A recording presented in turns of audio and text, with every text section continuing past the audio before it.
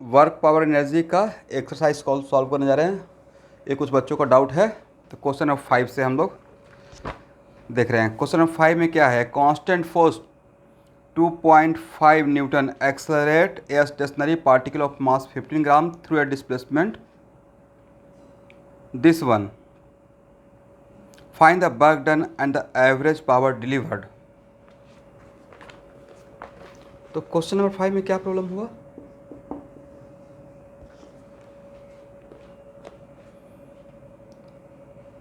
Work done, it is very important to note that constant force है तो work done के लिए direct F dot D लगा सकते हैं, करेक्ट ना?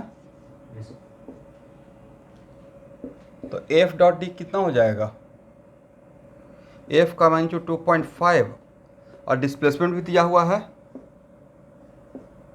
2.5, और जब कुछ नहीं बोला गया है तो सेम डायरेक्शन के लिए बोला गया होगा, राइट? तो कितना हो जाएगा? 2.5 इंटू 2.6.25। चलिए, और एवरेज पावर क्या होता है? Total work done by total time.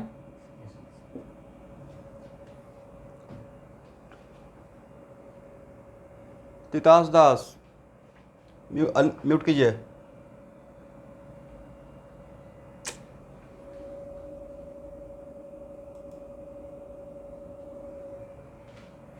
Total work done by total time, total work done कितना? 6.25, बट द टोटल टाइम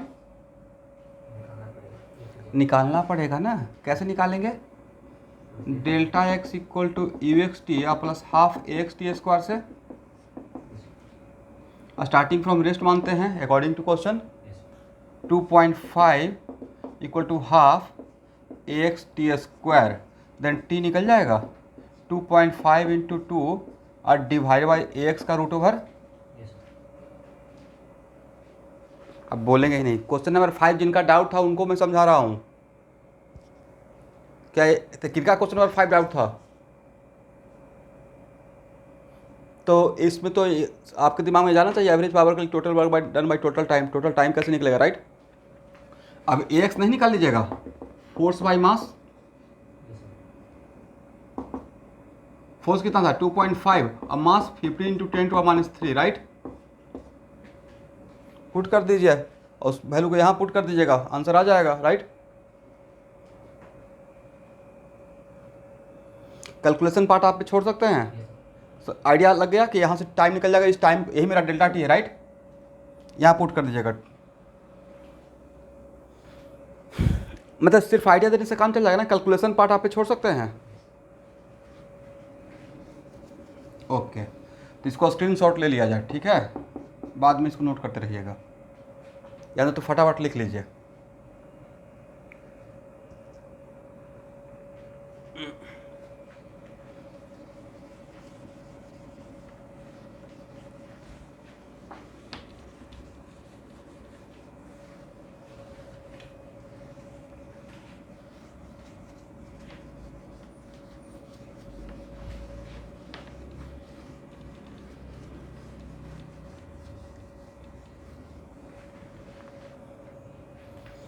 चलिए, अब क्वेश्चन नंबर 5 के बाद क्वेश्चन नंबर 9।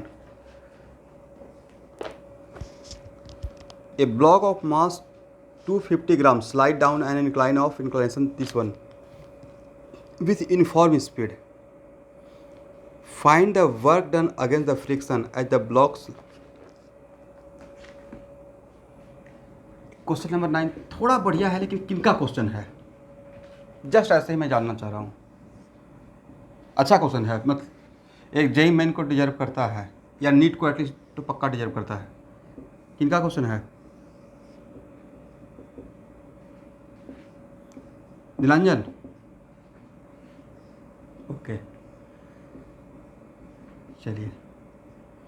यहाँ बोला गया है स्पीड कांस्टेंट है, भी कांस्टेंट है, राइट? तो from work energy theorems, question छोटा या बड़ा हो, यहाँ देखना है इंटरेस्ट देकर रोशन कुमार, तो कहानी ख़त्म हो जाएगा, ठीक है?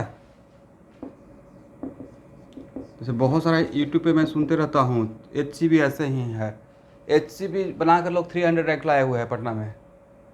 HCB में 3000 प्रॉब्लम है, उसमें हर 3000 प्रॉब्लम है, हर प्रॉब्लम में कुछ ना कुछ फिजिक्स सिखाया गया होगा, करेक्ट। इसमें क्या चीज़ सिखाया गया है, work done by all the forces equal to change in kinetic energy, right. क्या यहाँ पे चेंज इन काइनेटिक एनर्जी होगा? स्पीड कांस्टेंट है ना, क्वेश्चन में तो बोला हुआ है स्पीड कांस्टेंट, राइट। इसका मतलब टोटल वर्क क्या रहेगा, 0 रहेगा, करेक्ट। तो भाई वर्क करेगा कौन? तो एक तो सर यहाँ पे कंजर्वेशन ऑफ मैकेनिकल एनर्जी लगा सकते थे, तो यहाँ पे कंजर्वेशन ऑफ मैकेनिकल एनर्जी नहीं लगा सकते हैं। वजह, एक तो इंक्लाइन प्लेन पर नीचे आ रहा है और स्पीड कांस्टेंट है, डैम श्योर फ्रिक्शन रहा होगा, करेक्ट ना। अगर फ्रिक्शन नहीं रहता तो क्या स्पीड कांस्टेंट रहता या एक्सेलरेटेड रहता? तो कौन कौन सा फोर्स लग रहा होगा स्टूडेंट? इतना तो समझ में आ गया ना कि सर टोटल वर्क डन 0 रहेगा। अब यहाँ देखिए, एक तो mg रहेगा, करेक्ट ना एवरीवन, एक n रहेगा और एक फ्रिक्शन रहेगा। कौन सा फ्रिक्शन रहेगा? F के, राइट।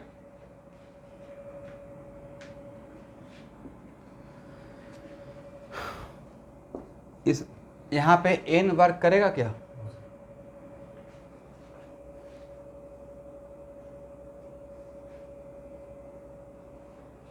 इसका मतलब work done due to mg अब plus work done due to friction, इन दोनों को मिलाकर 0 हो जाना चाहिए, राइट। अब it is very important to note that कि यहाँ पे मैं तो सर आप एक काम करते एफ के ही निकाल लेते, लेकिन एफ के निकालने के लिए एफ के भी निकाल सकते हैं, लेकिन ये तो एक ही बात है ना, mg का वर्क डन निकाल के उस माइनस से मल्टीप्लाई कर दे, क्योंकि दोनों का वर्क डन का सम 0 होना पड़ेगा, राइट। mg पॉजिटिव वर्क कर रहा है या निगेटिव वर्क कर रहा है, करेक्ट। म्यू नहीं दिया हुआ है तब भी तो एफ के निकल जाएगा, क्यों? यह है एफ के, इसका कंपोनेंट mg साइन 37 लिख सकते हैं, ऐसा कंपोनेंट mg कॉस 37, ये फोर्स और ये फोर्स का मैग्नीट्यूड सेम रहा होगा, तभी एक्सेशन 0 है, करेक्ट ना। लेकिन उतना क्यों करेंगे, वो तो पूछा ही नहीं जा रहा है। यहाँ पे म्यू भी निकल जाएगा, बट म्यू मेरा निकालने का टारगेट नहीं है, बस मेरा टारगेट है कि आप mg का कारण वर्क निकलिए। कितना डिस्प्लेसमेंट हुआ है स्टूडेंट? 1 मीटर। तो mg की वजह से वर्क निकाल रहे हैं, तो डिस्प्लेसमेंट का मैग्नीट्यूड है मेरा 1 मीटर, राइट। ये है मेरा डिस्प्लेसमेंट, और ए एंगल कितना, 53 ना। तो work done due to mg, constant force के वजह से वर्क डन निकालने के लिए डायरेक्ट आप f डॉट डी कर सकते हैं, ये राइट। f का मैग्नीट्यूड, d का मैग्नीट्यूड, और कितना, cos 53, और mg का वैल्यू तो पता है ना, मास तो दिया हुआ होगा, और g दिया हुआ है या g खुद से लेना है? नहीं तो फिर 9 पॉइंट कितना लीजिएगा जी, 9.8 ही लेते हैं, 9.81, और cos 53 का वैल्यू कितना होता है?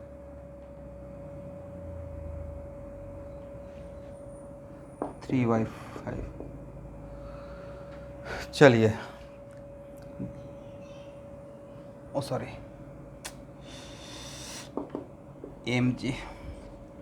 mg का वैल्यू पुट कर दीजिए।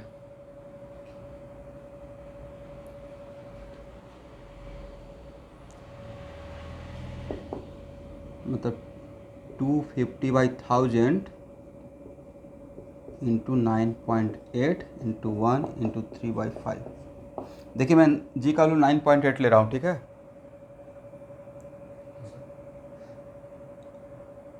इसको कैलकुलेट करके बताइए।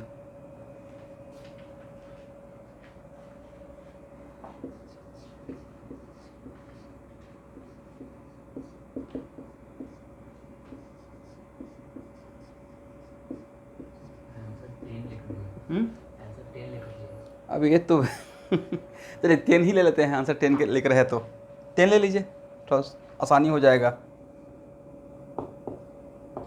ये 2 हो गया कितना, तो 500 इंटू 3 1500 और डिवाइड बाई 1000 मतलब 1.5। तो ये कितना रहेगा, -1.5। अब मुझे आप लोग से डिस्कशन ये करना है कि ये प्रॉब्लम क्यों नहीं बना, मतलब कहाँ पे आप डाउट में ही ना कि सर यहाँ पे मुझे ये डाउट था इस प्रॉब्लम में, या क्वेश्चन ही शुरू से समझ में नहीं आया। 2 ही बात हो सकता है।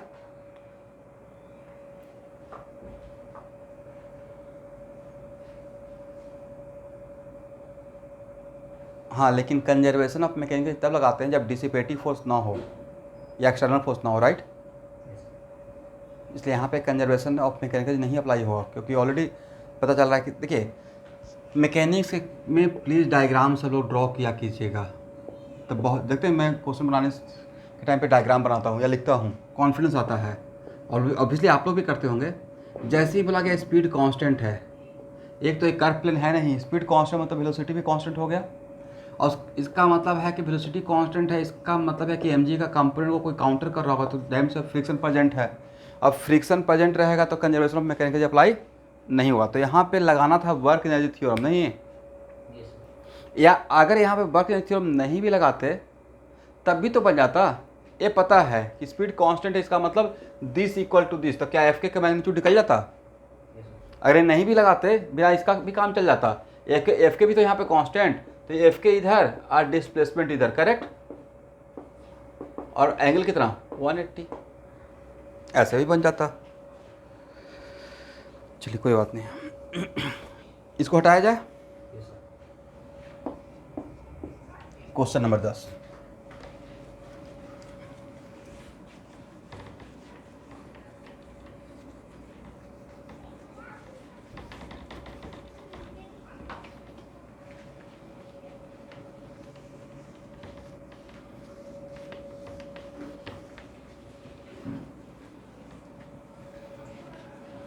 HCB और जेई का क्वेश्चन बैंक बना लीजिए, अगर जेई में बैठने से पहले और सफिशिएंट टेस्ट दे दीजिए। यकीन कीजिए कमाल कर दीजिएगा, इतना सोचे भी नहीं होंगे जितना परफॉर्म करके आ जाइएगा। और इसमें पूरा इस बार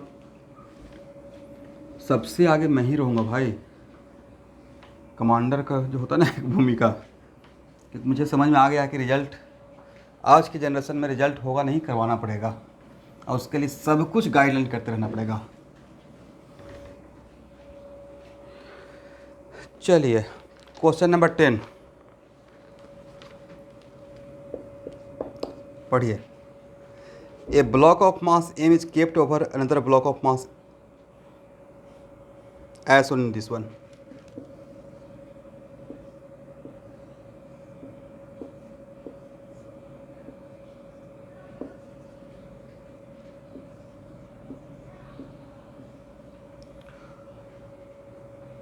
A constant force F acting on lower block produce an acceleration of this one. ठीक है, in the system the two block always move together. A constant force acting on the lower block produces an acceleration F by 2 m plus m in the system, comma the two blocks always move together. देखिए सबसे पहले question पढ़ते हुए मैं थोड़ा सा रुक गया था, वजह मैं बता रहा हूँ। जैसे ही मैं एफ एक्सेशन देख रहा था एफ वाई और नीचे 2 था, तो मुझे लगा कि अगर नीचे वाला सरफेस फ्रिक्शन लेस रहता और साथ में अगर मूव कर रहा है तो F by M plus M होना चाहिए था, राइट।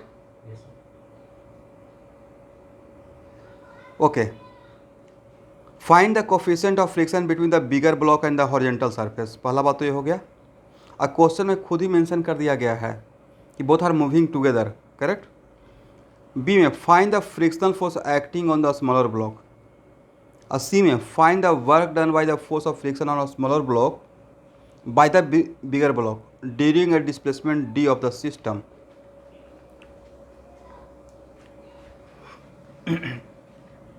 चलिए इसका फ्री बॉडी डायग्राम बनाते हैं।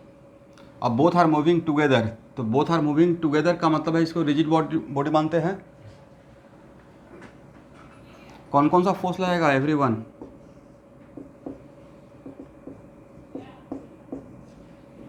और एक कॉन्टैक्ट फोर्स और यहाँ पे force of kinetic friction.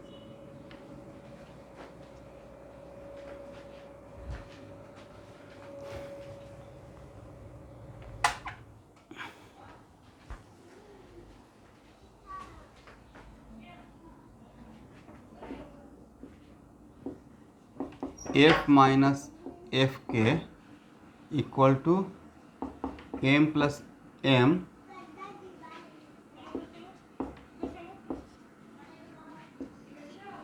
F minus F K कल क्या लिखेगा? Mu M plus M into G ना, equal to M plus M F Y two M plus M से कैंसिल हो जाएगा, राइट। इसका मतलब mu M plus M into G equal to F Y two, direct लिख दे।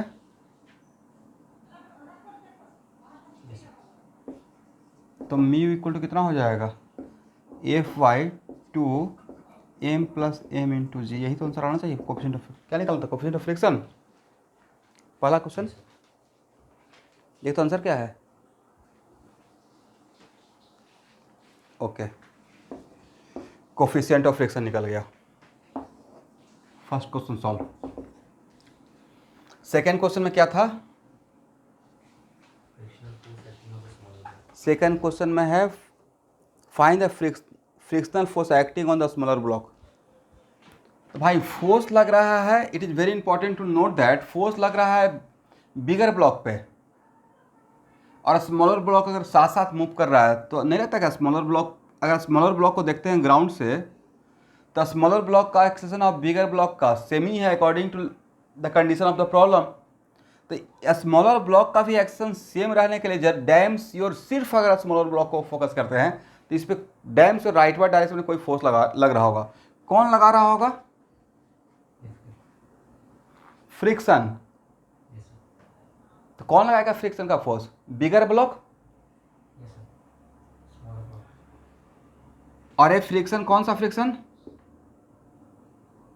Yes, not F K, F S, because there is no relative slip. Bigger और surface के बीच में slipping हो रहा है, बड़ा स्मॉलर और बिगर के बीच में स्लिपिंग हो रहा है, इसलिए यहां पे लगेगा F S. Is it right? M G, two block system तो पढ़ाए तो थे आप लोग को, राइट। तो F S equal to mass into acceleration, और मास एक्सेलरेशन तो पहले से ही पता है, राइट। यही तो आंसर होगा। देखिए तो आंसर ये है। चलिए next, find the work done by the force of friction on the smaller block by bigger block during the displacement of D. तो ओके,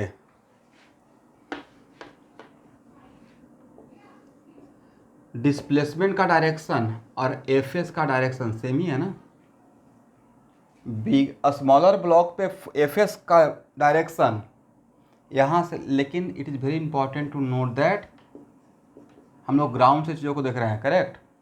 एफ एस भी वर्क करता है। इस क्वेश्चन से एच वर्मा क्या सिखाने की कोशिश किए हैं? एफ एस भी वर्क कर सकता है, राइट। यही ऑलरेडी आईआईटी का ऑब्जेक्टिव में पूछा हुआ है। तो एफ एस यहाँ पे वर्क करेगा। मैं कंप्लीट सिस्टम में नहीं, क्वेश्चन को उन्होंने तोड़ दिया कि स्मॉलर ब्लॉक पे एफ एस कितना वर्क करेगा, राइट। पूरे सिस्टम का बात नहीं कर रहा हूँ। तो कितना हो जाएगा? Work done on a smaller block due to F S equal to F S dot D. Is it right? इस एफ एस के वजह से ही तो ग्राउंड के रेस्पेक्ट में मूव कर रहा है।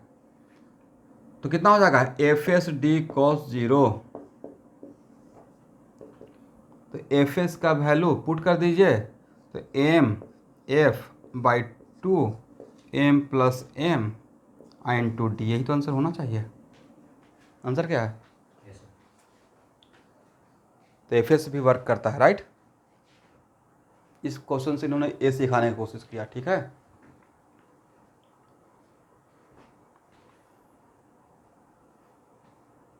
लिख लीजिए।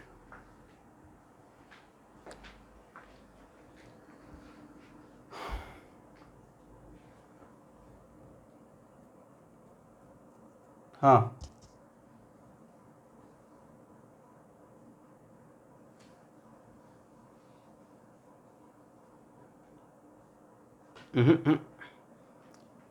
क्वेश्चन में जब कुछ नहीं बोला गया तो work done with respect to ground निकालेंगे, right.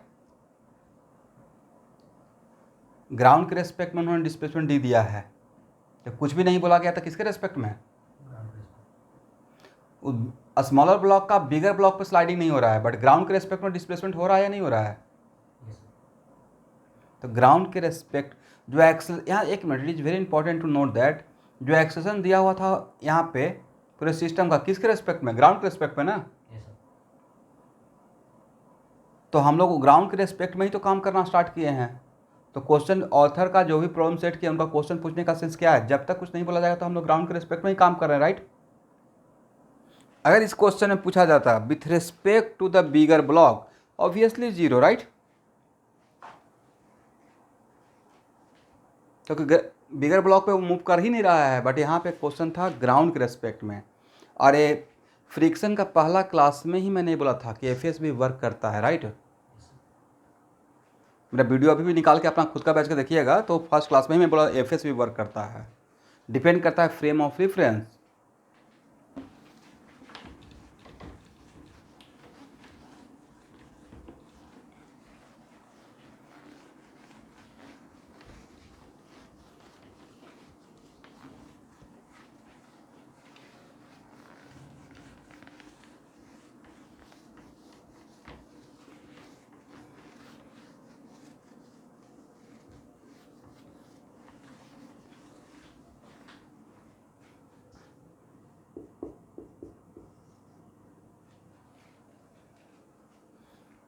Question number 11,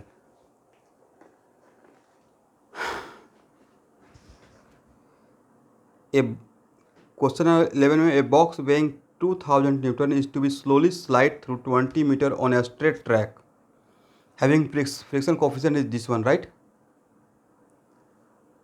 with the box. Find the work done by person pulling the box with a chain at an angle theta with the horizontal. Okay. Next, find the work when the person has chosen a value of theta which ensure him the minimum magnitude of the force.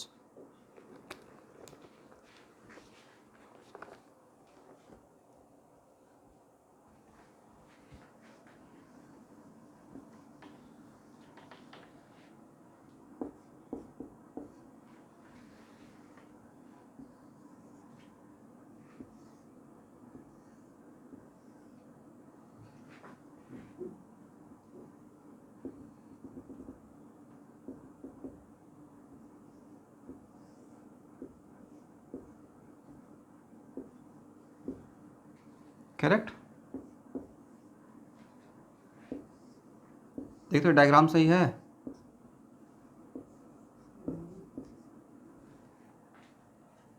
और M G N, क्या M G और N work करेगा? और यहाँ पे एक term है slowly. Slowly का मतलब स्पीड इज कीपिंग कांस्टेंट। तब मुझे लगता है कि यहाँ पे वर्क एनर्जी थ्योरम से क्वेश्चन को बना लेना चाहिए था। Work done by all the forces equal to change in kinetic energy. इसका मतलब work done due to F K plus work done due to F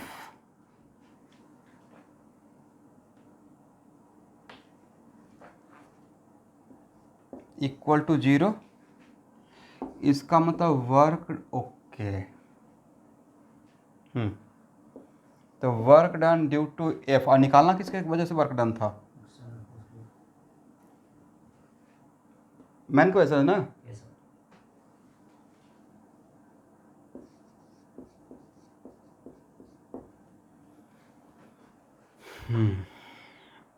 अब फोर्स दिया हुआ है क्या बनकर? ये बढ़िया प्रॉब्लम है। इतना तो समझ में आ गया कि एफ के का निकालना है। यहाँ तक आइए एवरीवन।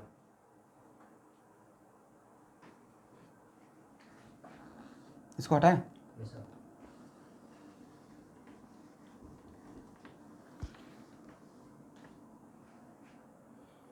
क्योंकि यहाँ पे टर्म दिया हुआ है स्लोली, तो स्लोली का मतलब क्या होता है? मतलब almost speed is keeping constant.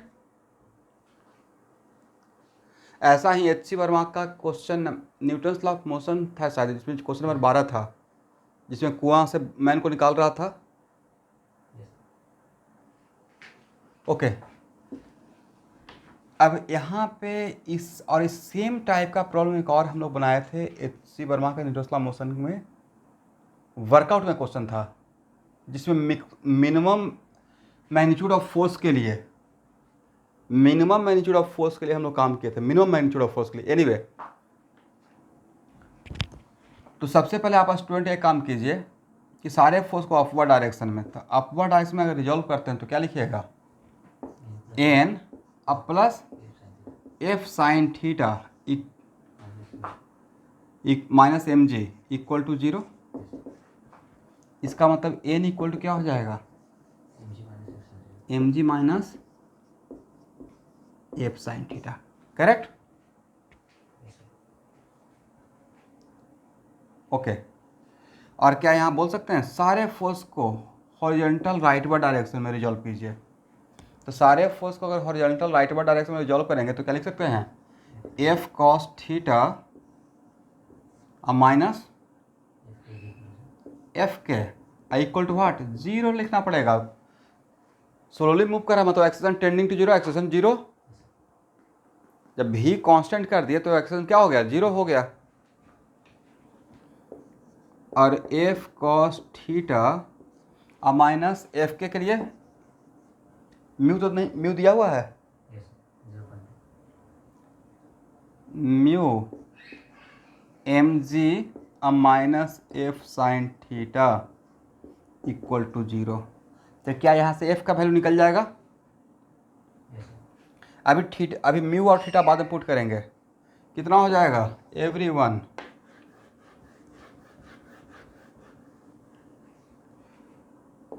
तो F cos theta plus mu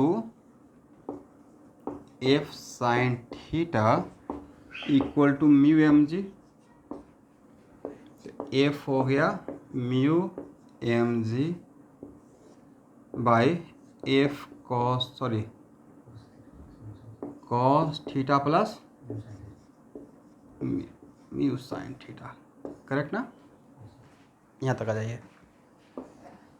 तो वर्क डन बाई एफ के लिए क्या लिखेंगे? वर्क डन बाई एफ इसी के लिए तो निकालना था, और कांस्टेंट फोर्स थीटा पे तो एफ डॉट डी। इसका मतलब है डिस्प्लेसमेंट दिया हुआ है Yes, sir. कितना? 20 minutes. 20 मीटर। थीटा तो नहीं दिया हुआ है, No, sir. तो एफ डी कॉस थीटा और एफ का वैल्यू है mu M G Y cos theta plus mu sine theta D cos theta. चाहेंगे तो ऊपर नीचे कॉस थीटा से डिवाइड कर दीजिए। Mu M G 1 plus mu tan theta.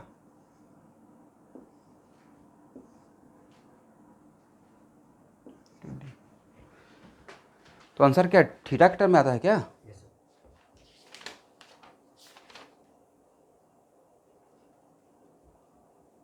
sir. ये तो होना चाहिए फर्स्ट में।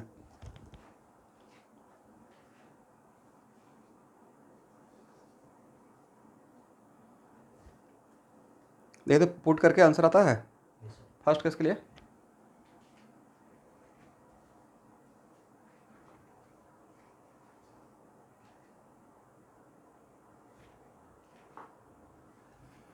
अब यहाँ पे भी वर्क थ्योरम का रिक्वायरमेंट नहीं है, डायरेक्ट मैं एफ का वैल्यू निकाल के एफ डॉट डीट कर दिया। अब इसमें सेकेंड पार्ट में क्या बोला गया है, find the work when the person has chosen A value of theta which ensure him the minimum magnitude of the force, right. Yes, sir. तो ये नहीं लगता कि एक क्वेश्चन HCV में कहाँ से कोरिलेट कर दिया गया है, इस टाइप का एक क्वेश्चन था। यहाँ देखिए जो न्यूटन फ्रिक्शन का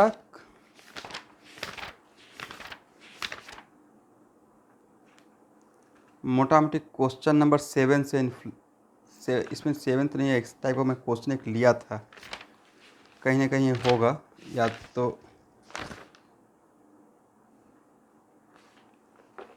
बट ये मैं क्वेश्चन डिस्कस किया हूँ, इस टाइप ऑफ क्वेश्चन जहाँ पे ऐसे फोर्स लगा रहे हैं, राइट। Yes, sir.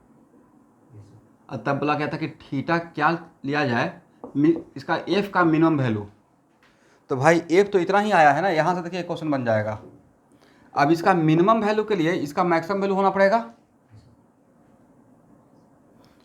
और इसका मैक्सिमम वैल्यू क्या होता है, तो भाई इसका मैक्सिमम वैल्यू होता है म्यू एम जी बाई, बोलिए, 1 plus mu square root over. ये दोबारा बताना पड़ेगा या आप लोग समझ गए हैं, बट और इस केस में तो फिर थीटा क्या हो रहेगा, इसका मतलब डैम से कुछ माने होंगे तभी ना ऐसा इतना आया। Yes, sir. क्या माने हैं, Mu equal to tan, sir.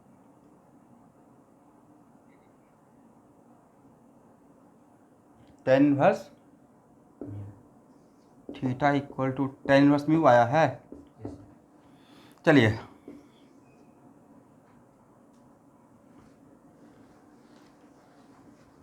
अब देखिए यहाँ पे मैं चाह रहा था शॉर्टकट, लेकिन फिर भी मैं कर देता हूँ, ठीक है। म्यू एम जी कोई बात नहीं है, 1 प्लस म्यू स्क्वायर से मल्टीप्लाई करेंगे और 1 बाई म्यू स्क्वायर से डिवाइड करेंगे, ऐसा ही तो कुछ बताया होगा, कॉस थीटा अब plus mu by root over 1 plus mu square sine theta, ठीक है ना एवरीवन। और इसको मान लीजिए साइन अल्फा, तो क्या हो जाएगा, mu M G root over 1 plus mu square sine alpha cos theta plus cos alpha sine theta, ठीक है ना।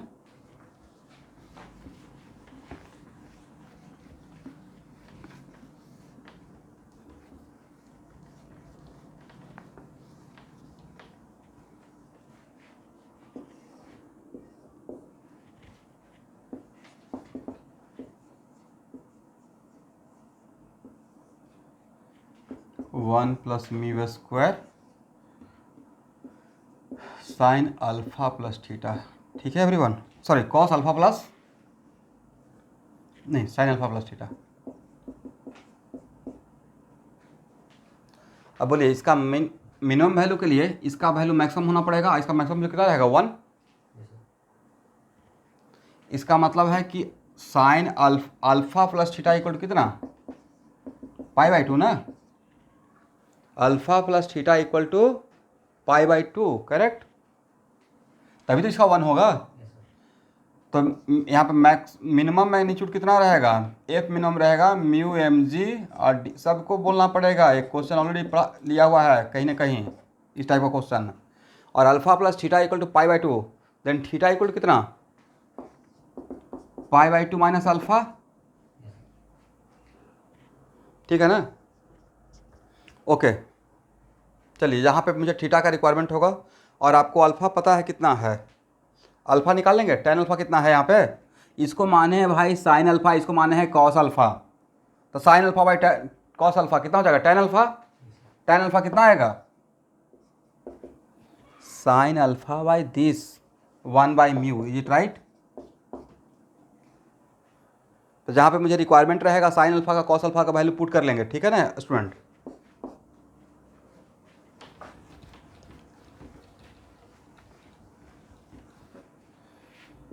चलिए तो उस केस के लिए वर्क डन के लिए क्या लिखेंगे, एफ डॉट डी, यहाँ पे ही रिक्वायरमेंट होगा तो एफ का मैग्नीट्यूड डी का magnitude cos theta, correct. F का वैल्यू कितना ले रहा है, mu M G by root over 1 plus mu square, और डी का तो पता ही है ना, उतना ही डी था displacement, yes sir. Same displacement के लिए। और कॉस थीटा के लिए क्या पुट करेंगे, तो यहाँ देखिए cos theta equal to cos pi by 2 minus alpha, मतलब और cos pi by 2 minus alpha मतलब साइन अल्फा, और साइन अल्फा का वैल्यू तो पता है कितना है,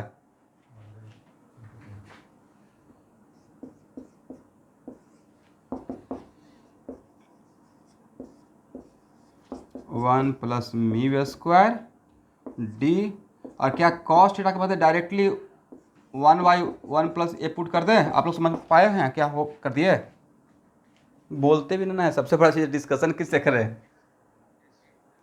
चलिए अब इसका वैल्यू निकाल के बताइए, यही रहेगा आंसर सेकंड केस का। किसी किसी क्वेश्चन में मैं कैलकुलेशन पे रुकूंगा आपके कॉन्फिडेंस के लिए। हाँ बिल्कुल निकल सकता है, एक ही बात है। मैं यहाँ पे ट्रिग्मेट्री से मेडिकल के कुछ बच्चे हैं तो थोड़ा सा ट्रिग्मेट्री के पॉइंट ऑफ व्यू से भी कर दिया।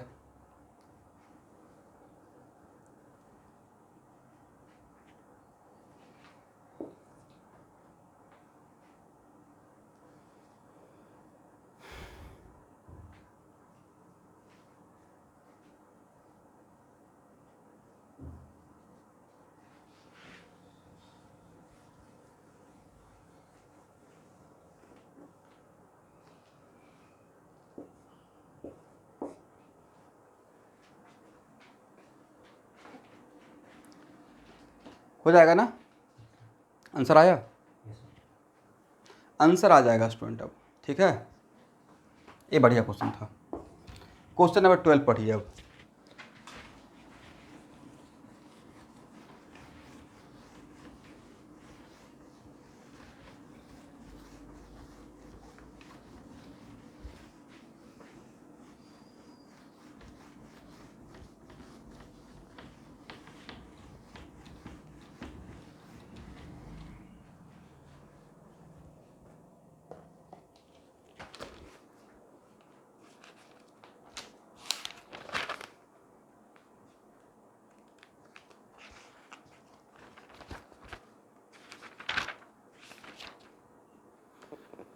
क्वेश्चन नंबर 12 क्या है, a block of weight 100 newton is slowly slide up on a smooth incline of inclination 37 degree by a person.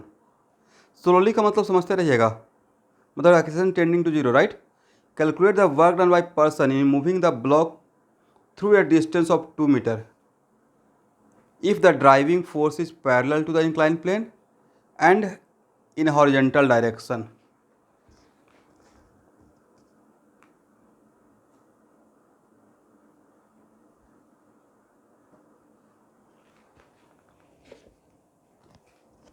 Question आप लोग समझ में आ गया। Yes sir.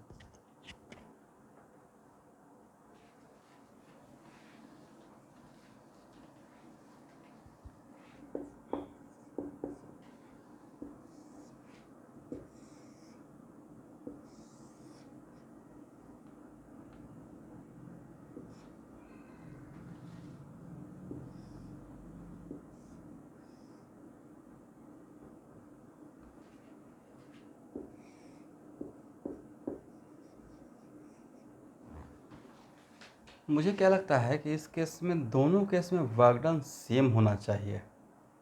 देख तो वर्क डन दोनों केस में सेम है, आंसर में क्या क्या है, यस सर।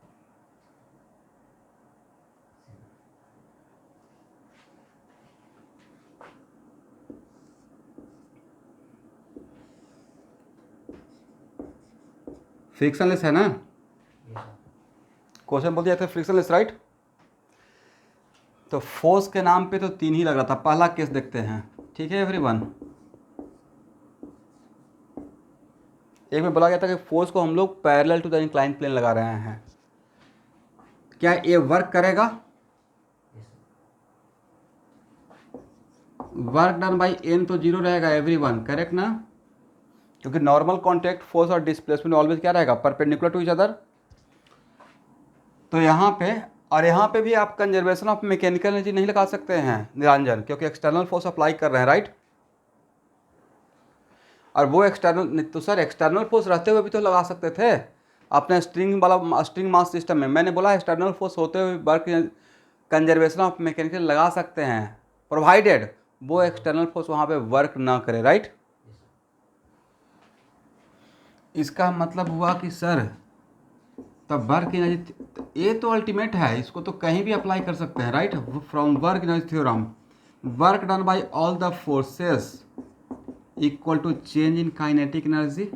और स्लोली का मतलब ये स्लोली वाला टर्म बड़ा अल्टीमेट है नहीं, तो ये तो जीरो रहेगा।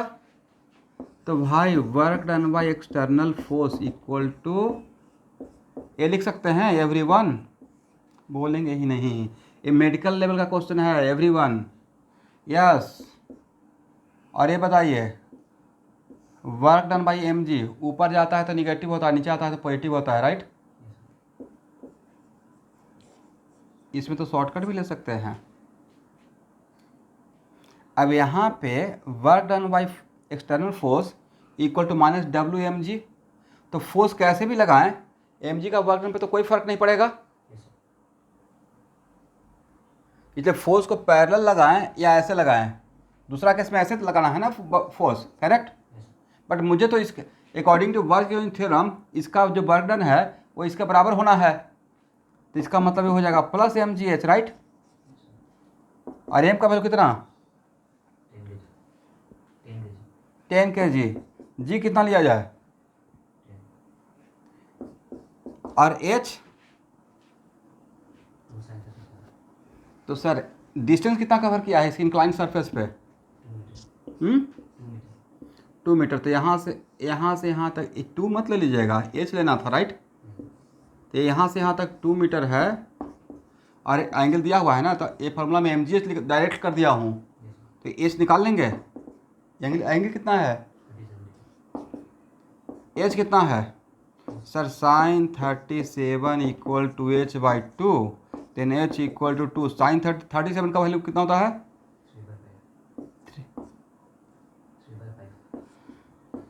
3/5. 6/5 कितना हो जाएगा? 20 120 जूल, यही तो आंसर होना चाहिए। कितना आंसर है? Yes, sir. तुम कैसे बनाए थे रोशन कुमार? या तुम भी अपना आइडिया दो, तुम बनाए हो तो सोल्यूशन तो लेकर ही आए होगे, कैसे बनाए थे? कहाँ है सोल्यूशन? देखें, Solution ये नहीं है. नेक्स्ट टाइम से लेके आना, ठीक है? मुझे देखना है कि तुम सोचे कैसे थे, Yes, sir. जो हो सकता है कि मैं ऐसे सोचा हूँ। जैसे आप लोग भी, मैं सिर्फ रोशन कुमार नहीं सामने है इसलिए मैं बोल रहा हूँ, आप लोग भी तो कोई ना कोई सॉल्व किए होंगे ना, तो आपका आइडिया मेरा आइडिया मिलकर एक थर्ड आइडिया भी हो जाएगा, दो मेथड हो जाएगा। आप लोग भी से कुछ लोग तो बनाए होंगे, तो आप लोग जब फोर्स का वैल्यू निकाल के सॉल्व कीजिएगा लास्ट में इतना ही आएगा दोनों केस में। एक केस ऐसा रहेगा डैम से जो बनाए होंगे, राइट? Yes, sir. ऐसे करके फोर्स का वैल्यू निकाले होंगे, स्लोली के लिए एक्शन जीरो लेकर, पक्का ऐसे ही बनाए होंगे तुम, राइट? मैं रोशन को बोल रहा हूँ, आप लोग को नहीं। और एक में फोर्स ऐसे लगाए होंगे, राइट? उसका बढ़िया से कंपोनेंट लेकर, भाई ये हुआ स्मार्ट सोल्यूशन। मैं अपना तारीफ नहीं कर रहा हूँ, इसमें तुम्हारा कितना एनर्जी बच गया ना, Yes, sir. नहीं एनर्जी बच गया। क्वेश्चन पढ़ते ही मैं बोल दिया दोनों में सेम होना चाहिए, राइट? कहाँ? फ्रॉम वर्क थ्योरम, ये जीरो रहेगा और वर्क तो सिर्फ दो ही कर रहा है, तो एम जी का वर्क कैसे फोर्स लग रहा है उससे तो मतलब ही नहीं है, माइनस एम जी एच रहेगा, राइट? Yes, sir. तो ये टाइम बच जाएगा एग्जाम में, नहीं तो फोर्स निकालने में 5 मिनट एक्स्ट्रा चला जाएगा, राइट? समझे मेरे बात को मैंने क्या बोला स्टूडेंट? तो चलिए जो लोग भी मेहनत करके बनाए हैं वो मेरा मेथड भी रख लीजिए, ये बहुत बढ़िया था। चलिए question number 15,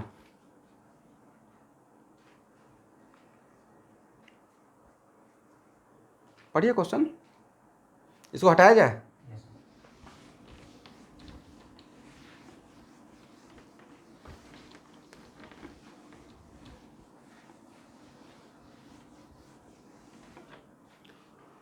okay. A particle of mass m moves on a straight line with its velocity vary with distance traveling according the equation this one, okay, where a is the constant. Find the total work done by all the forces during displacement from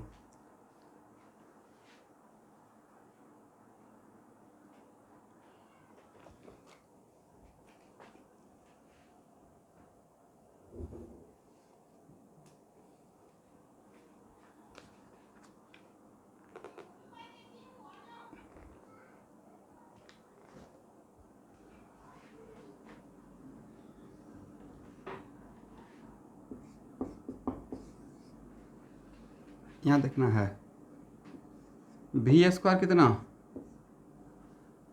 A square x. S X, ठीक है। Initial kinetic energy, kinetic कितना, half M V square, right. Initial kinetic क्या लिखिएगा, half M V I initial. एक काम करते हैं ना, kinetic energy equal to half M, अब वी स्क्वायर का value A square X, change in kinetic, तो यहाँ से वर्क एनर्जी थ्योरम, क्वेश्चन क्या बोला गया है, find the work done by all the forces, right. तो work done by all the forces equal to change in kinetic energy. उन्होंने आधा बात किया, मैंने पूरा सेंटेंस पूरा कर दिया, राइट। क्वेश्चन नंबर 15 किनका है, ओके कोई बात नहीं है, इस बात के लिए कोई प्रॉब्लम ही नहीं है। हाफ एम ए स्क्वायर, क्या ये बोल सकते हैं X final minus X initial, okay. Half M A square, X final कितना, इतना आराम से बोलोगे भाई तब तो d माइनस 0, और यही तो रहेगा total work done by all the forces equal to change in kinetic energy. ये तो आंसर होना चाहिए। तो शुभांकर इस प्रॉब्लम में क्या प्रॉब्लम, ये तो बर्क थ्योरम का डिफिनेशन पूछ रहे थे एचसी वर्मा आपसे। करना कुछ नहीं, क्वेश्चन में तो कितना बढ़िया से तो बोल दिए थे, find the work done by all the forces, इससे बढ़िया क्रिस्टल क्लियर और क्या बोल सकते हैं। बोल तो रहे हैं टोटल फोर्स का वर्क डन निकालिए, लेकिन उस टोटल फोर्स में कौन कौन सा फोर्स है, डिसिपेटिव है, एक्सटर्नल नहीं पता है। तो जब आपको पता ही नहीं है तो कंजर्वेशन ऑफ मैकेनिक्स तो सोचेगा नहीं, और सारे फोर्स की वजह से वर्क डन भी निकालना है, तब आपके पास एक ही उपाय बचता है ना। अगर और वो भी दिया हुआ स्पीड का फंक्शन दिया हो, सबसे बढ़िया बात है, तो change in kinetic energy, right. नहीं तो बिल्कुल मजाक किया गया। एनीवे बट नीट का क्वेश्चन तो डिजर्व करेगा ही। अब कुछ लोग क्या करते हैं, इसमें इंटीग्रेशन कुछ कुछ करना स्टार्ट कर देते हैं एक लाइन का क्वेश्चन। मुझे लग रहा था भाई वी स्क्वायर तो सामने है, अब इसमें कहाँ कुछ करना है, वी स्क्वायर तो रेडीमेड दिया हुआ, V is the function, V square is the function of X. अब चेंज इन काइनेटिक एनर्जी के लिए बीच रास्ते का स्पीड चाहिए या फाइनल स्पीड और इनिशियल स्पीड, ये पहले बताना है। बर्क एनर्जी थ्योरम में बीच रास्ते का स्पीड चाहिए था, बीच रास्ते का काइनेटिक एनर्जी या फाइनल काइनेटिक एनर्जी और इनिशियल काइनेटिक एनर्जी। तब तो यहाँ पे फाइनल पुट करेंगे तो फाइनल मिल जाएगा, इनिशियल पुट करेंगे तो इनिशियल मिल जाएगा। लीजिए, तो कम से इतना तो बात है कि सर आपके साथ डिस्कशन करने से पूरा दोबारा रिवीजन हो जाएगा थ्योरी का, राइट। ऐसा मुझे लग रहा है कि क्वेश्चन बैंक भी मुझे एक बार लेकर चलना पड़ेगा, आप लोग एक बार कर लीजिए।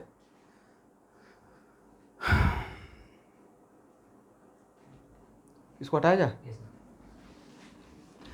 तो क्वेश्चन मिलते ही रोशन ये नहीं करना है कि कुछ करना स्टार्ट कर देंगे, भाई आराम से पहले करना क्या है।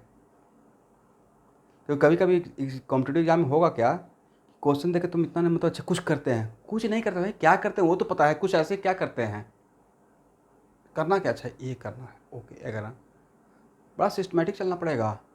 मतलब यहाँ से इतना स्ट्रांग होना पड़ेगा ना कि क्या अच्छा क्या पूछा जा रहा है, ऐसे क्या पूछा ए, इसके लिए क्या करना चाहिए, कौन सा यहाँ पे फिजिक्स में कौन यहाँ पे क्या लगाना है मुझे। लेकिन सर फर्स्ट टाइम में सबको ये प्रॉब्लम होता है, हो सकता है कि मैं जो बोल रहा हूँ अभी डायलॉग दे रहा हूँ फर्स्ट टाइम में मेरे साथ भी ये प्रॉब्लम हुआ है। मैं तो बड़ा बड़ा कमाल का चीज़, ये इतना बार तो आप किए भी नहीं होंगे, इस टाइप का जो लगा रहता है ना, एकदम 100 बार बनाया होगा मैं, 2 4 5 ऐसा प्रॉब्लम फंस गया था कि कम से कम 100 टाइम्स उसको ड्रॉ किया होगा। मतलब होता नहीं कभी एकदम क्यों नहीं बन रहा है, फिर से बनाएंगे फिर से बनाएंगे, राइट।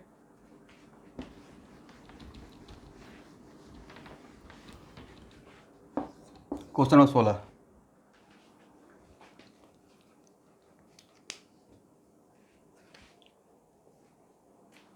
सब लोग पढ़िए।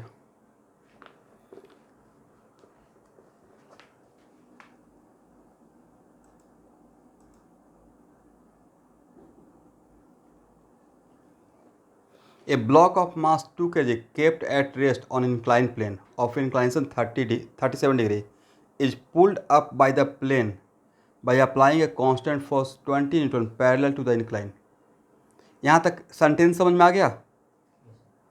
The force acts for 1 second, मतलब ए फोर्स कितना देर के लगा है, 1 सेकेंड के लिए।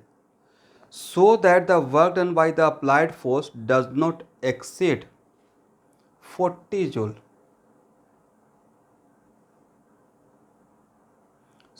आपको शो करना है, so that work done by the applied force, okay, find the work done by force of gravity in that 1 second if the work done by applied force is 40 joule, okay. Find the kinetic energy of block at the instant the force ceases to act.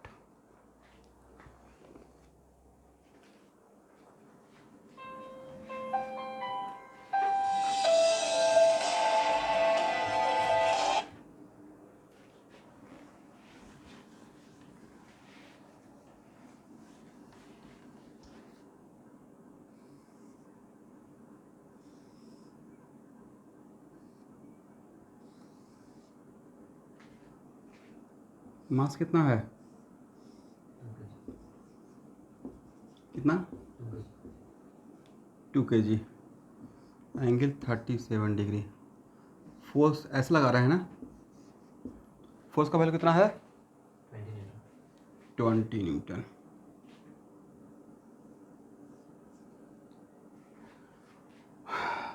और इस surface क्या rough surface बोला गया है,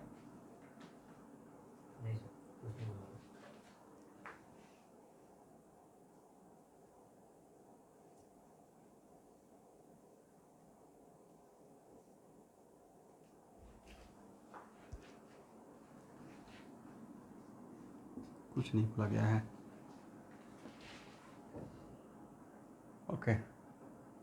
देखिए actual में rough surface अगर रहेगा, it is very important to note that अगर रफ सरफेस होता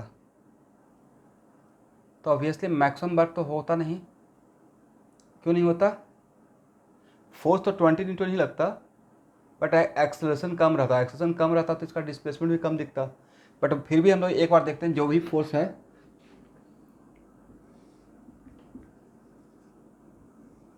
सारे फोर्स को इस डायरेक्शन में रिजॉल्व कीजिए, तो मुझे लगता है कि F minus M G sine 37 equal to M A, देखिए तो सही है, मैंने इस डायरेक्शन को लॉन्ग एक्स एक्सिस मान लिया,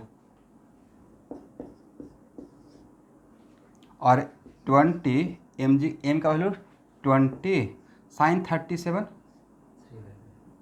कितना, 3/5 equal to M A x.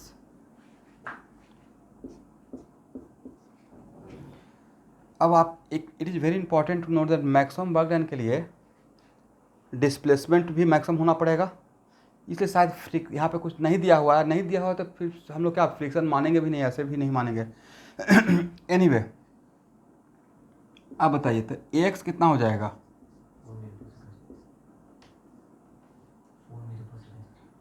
4, ये 20 माइनस 12/2 ना, 4 मीटर पर सेकेंड स्क्वायर।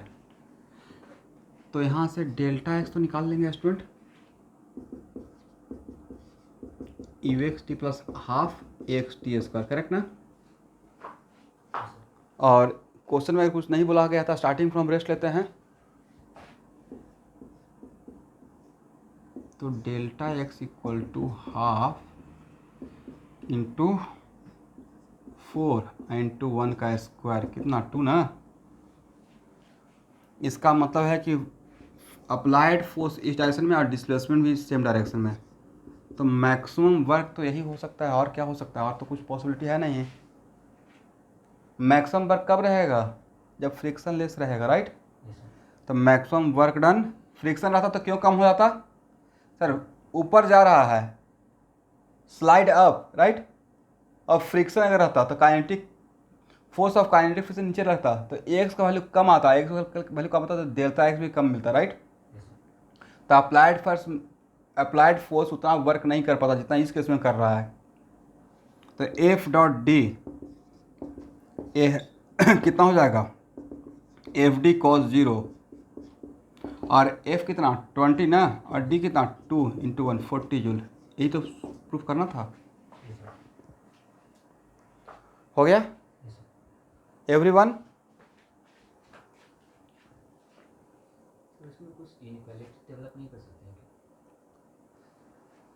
इसमें इनइक्वालिटी डेवलप कर सकते हैं, लेकिन इनइक्वालिटी का नहीं, यहाँ पे तो मैक्सिमम वर्क के लिए देखिए, यहाँ पे मेन क्वेश्चन पूछने का सेंस था कि मैक्सिमम वर्क क्यों बोल रहे हैं।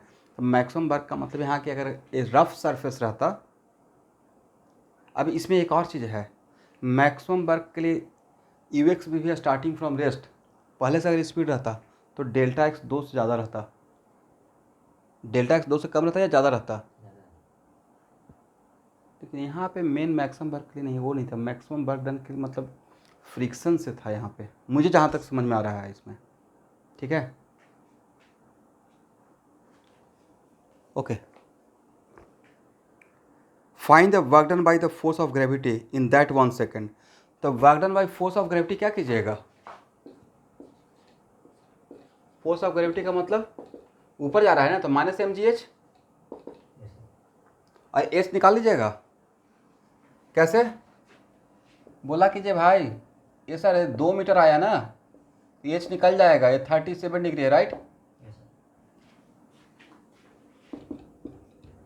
और मास कितना केजी था, 2 केजी 10, और एच कितना आएगा 2 साइन 37, अभी तो निकाले थे 6/5, राइट। कितना -24 जूल, देखिए तो इतना ही है।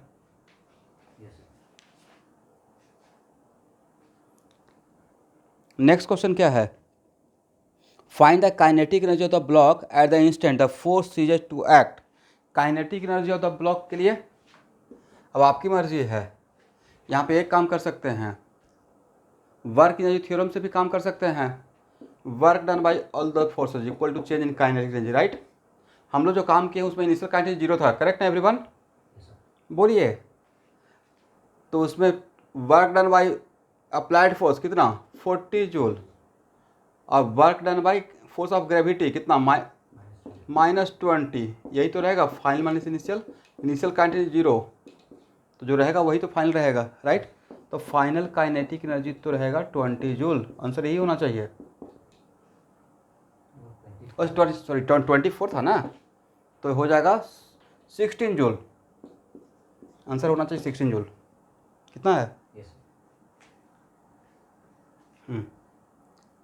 इसमें आप एक काम ये भी आप लोग बोल सकते थे कि सर वर्क डन थ्योरम का यूज न करके हम लोग एक करते हैं, हाफ एम वी एक्स का स्क्वायर, राइट। यहाँ पर V X is the final speed, तो यहाँ से जो आता और यहाँ से जो आएगा अलग आएगा, सेम आएगा, सेम आएगा।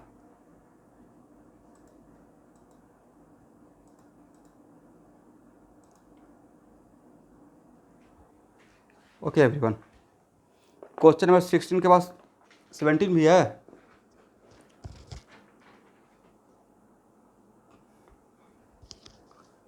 ए block a block of mass 2 kg is pushed down an incline plane of inclination 37 degree with a force 20 Newton acting parallel to the incline. It is found that the block moves. चलो पढ़िए question.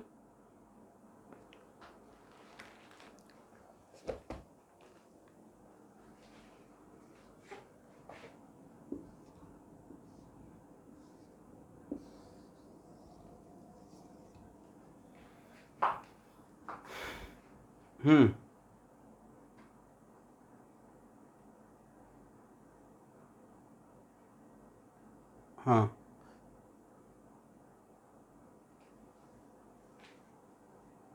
किस किसका बात कर रहे हैं? 16 का या 17 का?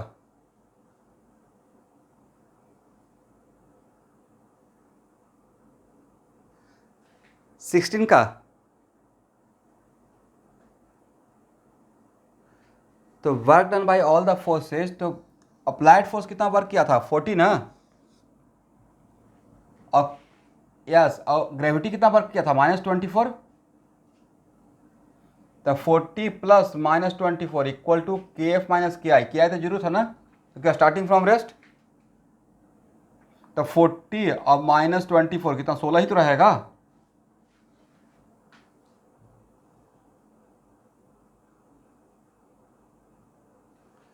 चलिए, तो क्वेश्चन नंबर 17 से लेकर 40 तक इसको थोड़ा सा आप लिख लेना है। आज के लिए इतना ही। हाँ।